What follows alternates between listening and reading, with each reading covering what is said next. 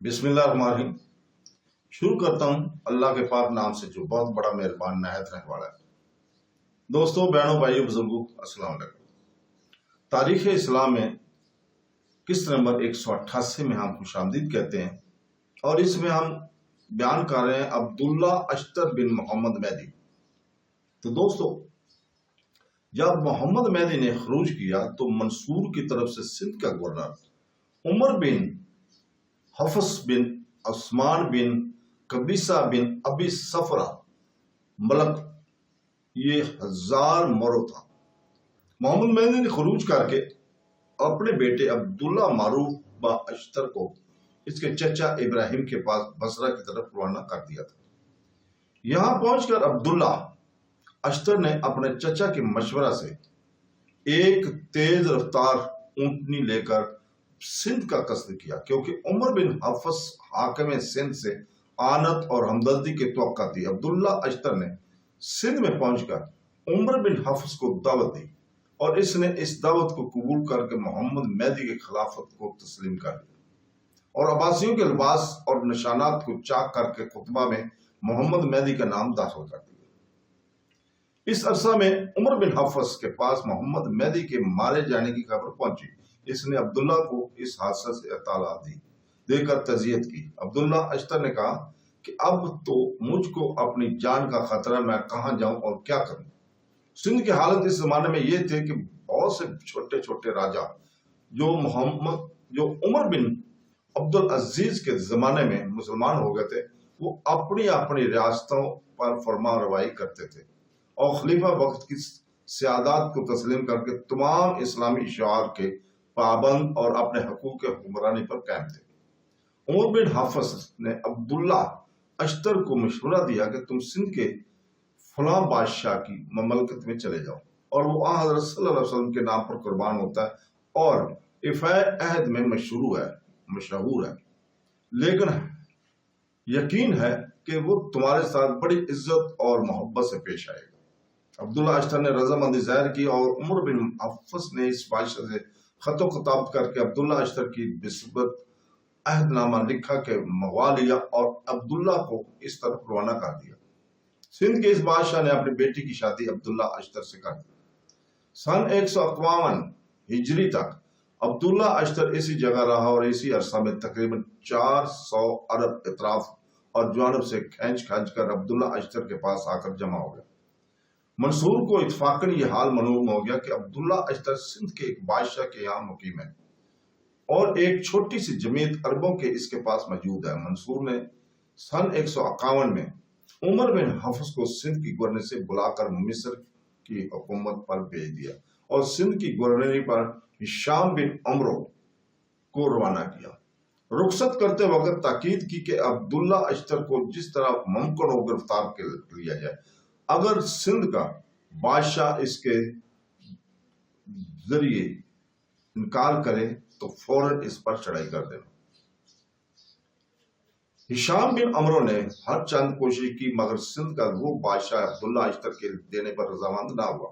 آخر طرفین سے لڑائی پر آمادگی ظاہر کی گئی۔ عبداللہ اشتر جس حصہ ملک میں مقیم تھا، اس طرف ہشام بن عمر کے بھائی صفی نے فوج کشی کی۔ اتفاقاً ایک روز عبداللہ اشتر صرف 10 سواروں کے ساتھ دریائے سندھ کنارے سیر کرتا ہوا نکلا گیا۔ وہاں صفی کی فوج یک سامنے آ گئی۔ صفی نے عبداللہ کو گرفتار کرنا چاہا۔ عبداللہ اشتر اور ان کے ہمراہیوں نے مقابلہ کیا، لڑائی ہونے لگی۔ آخر عبداللہ اشتر اور ان کے ہمراہی سب کے سب مارے گئے۔ ہشام بن عمرو نے اس کی اطلاع منصور کو دی۔ منصور نے لکھا کہ اس بادشاہ کی ملک کو ضرور پامال کر دیا جائے۔ چنانچہ لڑائیوں کا سلسلہ جاری ہوا۔ ہشام نے اس کے تمام ملک پر قبضہ کر لیا۔ عبداللہ اشتر کی بیوی ماں اپنے لڑکے کے گرفتار ہو کر منصور کے پاس بھیجی گئی۔ منصور نے عبداللہ اشتر کے لڑکے اور بیوی کو مدینہ بھیج دیا تاکہ ان کے خاندان والوں کو سپرد کر دیے جائیں۔ عبداللہ صفا نے مرتے وقت منصور کو اپنا ولی عہد مقرر کیا تھا، اور منصور کے بعد عیسیٰ بن موسیٰ کو ولی عہد بنایا تھا۔ اب اس وصیت کے موافق منصور کے بعد عیسیٰ بن موسیٰ خلیفہ ہونے والا تھا۔ منصور جب محمد مہدی اور ابراہیم کی خطرات سے مطمئن ہو گیا اور عیسیٰ بن موسیٰ کی امداد کا زیادہ محتاج نہ رہا تو اس نے چاہا کہ بجائے عیسیٰ کے اپنے بیٹے مہدی کو ولی عہد بنائے۔ اول اس کا ذکر عیسیٰ سے کیا۔ عیسیٰ نے اس کے قبول اور منظور کرنے سے انکار کیا۔ منصور نے خالد بن برمک اور دوسرے اجمی سرداروں کو شریک مشورہ اور اپنی رائے کا موید بنا کر سن 147 عیسوی میں عیسیٰ بن موسیٰ کو، جو صفا کے زمانے سے کوفہ کا گورنر چلا آ رہا تھا، کوفہ کی حکومت سے معزول کر کے محمد بن سلیمان کو کوفہ کا گورنر بنا دیا۔ کوفہ کی گورنری سے معزول ہو کر عیسیٰ کی تمام قوت زائل ہوگی اور اس کو منصور کی مرضی کے خلاف اظہار رائے کی غلطی محسوس ہوئی۔ غرض اس کو بس دستے پر پاپ کر کے منصور نے چلاکی اور فریبی اور دل جوئی اور منافقت سے کام لے کر لوگوں کے مہدی کی ولی عہدی کی بیعت لے لی اور مہدی کی بعد عیسیٰ بن موسیٰ کو ولی عہد بنا کر اس کو بھی آنسو پوچھنے کی کوشش کی۔ خالد بن برمک نے یہ شور دے کر دی کہ میرے سامنے عیسیٰ نے ولی عہدی دست برداری کا اظہار کیا تھا، اس لیے امیر المومنین نے اپنے بیٹے مہدی کو ولی عہد بنایا۔ اس کا کام منصور نے خلافت عادات اور روپیہ بھی بہت صرف کیا اور لوگوں کو اس تقریب میں انعام و اکرام سے خوش بھی کیا۔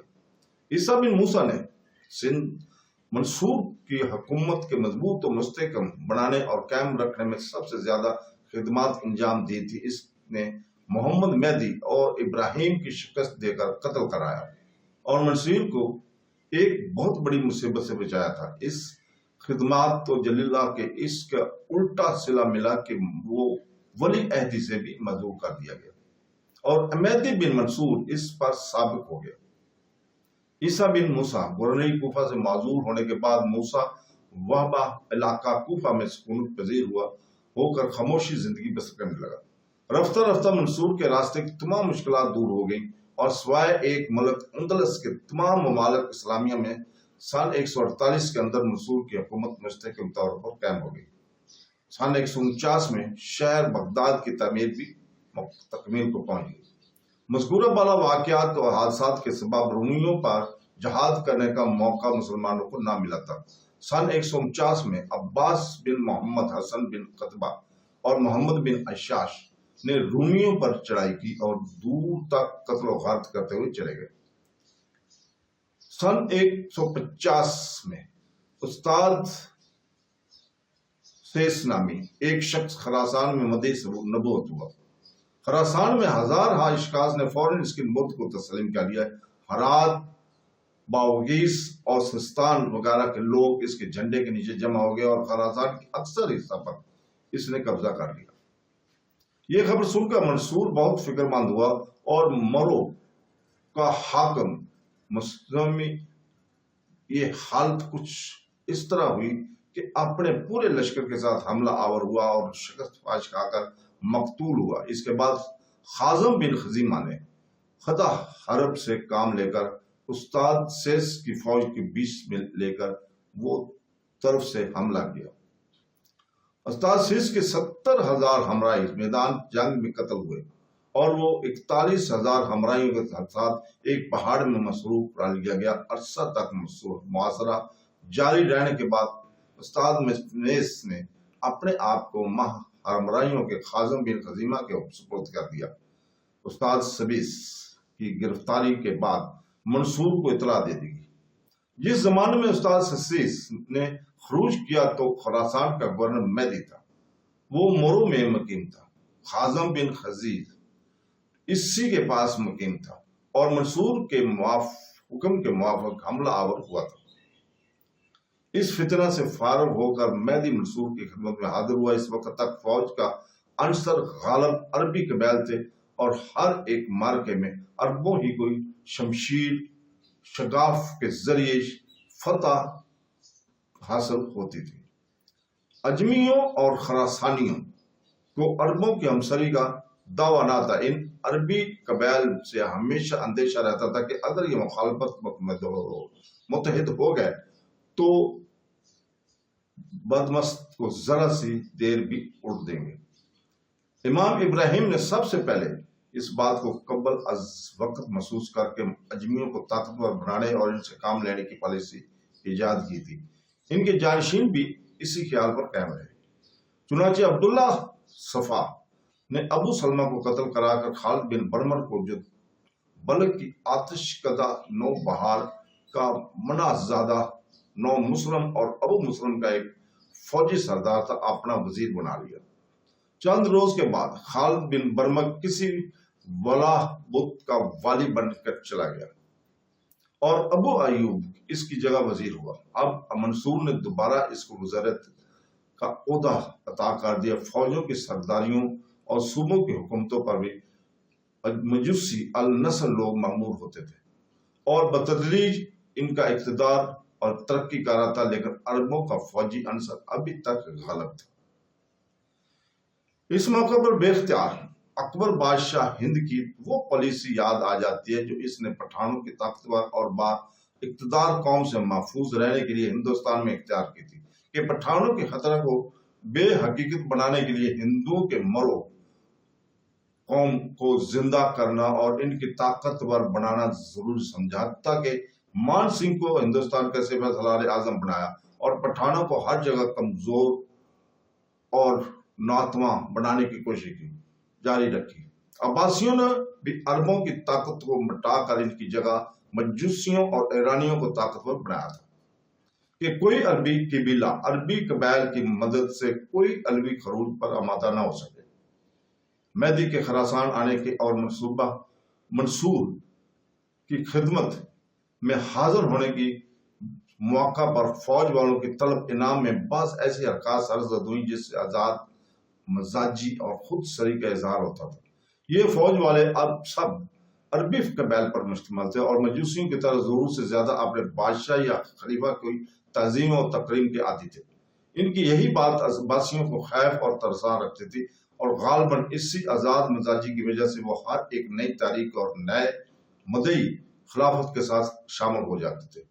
اور اس موقع پر لشکر کی یہ حالت دیکھ کر قیم بن عباس بن عبداللہ بن عباس نے عربوں کے قبائل ربیع اور قبائل مارکے کے درمیان ایک مناسب طریقے سے رقابت اور مخالفت پیدا کر کے منصور کو مشورہ دیا کہ قبائل موصل اور قبائل ربیع میں چونکہ رقابت پیدا ہو گئی ہے، اس لیے مناسب یہ ہے کہ فوج کے دو حصے کر کے قبائل مظہر کو مہدی کے متحد رکھو، کیونکہ والی اور اہل خراسان قبائل مظہر کے ہمدرد ہیں اور قبائل ربیع اپنے متحد رکھو۔ تمام عینی یمنی ان کے خواہ ہیں۔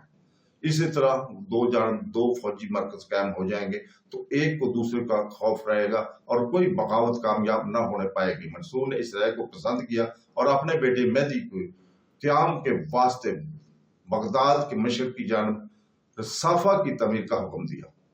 151 میں اس کا حکم دیا کہ وہاں الگ ایک فوجی چوکی قائم کی جائے۔